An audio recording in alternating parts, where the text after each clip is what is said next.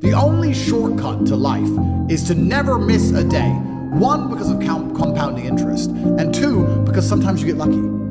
And you'll never miss a lucky day if you try every day. If you don't try every day, you might miss your lucky day.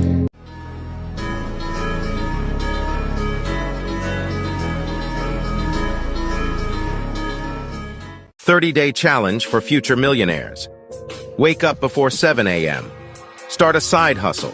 Don't waste money. Work out 6 times a week. Don't waste time. Set goals every day. Follow me if you are in." Hey, look at this dude right here. This the one who talk about all the things he gonna do but don't do it. This him. This the one who always telling everybody that he's gonna do this by the end of the year but never completes it. This is the capper. You tired of that label? Do something about it.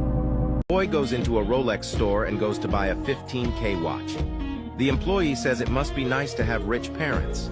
Then the boy says, "No, I don't have rich parents. My parents have a rich son." Moral of the story?